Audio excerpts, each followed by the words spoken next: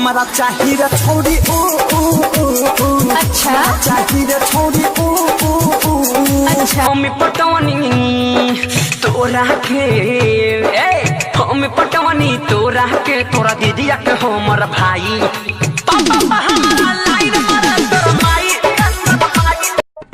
हम आपको बताए देते हैं कि दिवाली अपनी फुलझड़ी के साथ मनाएं, दूसरे के पटाखे से दूर रहे।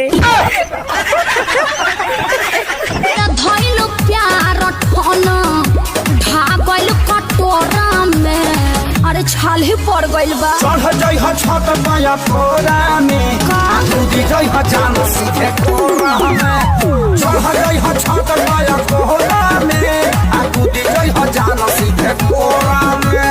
आ कोच कॉल ले बनू। अरे हम धोनी के साड़ू भाई हैं, एको चीज तार नीचे न छुआए दे।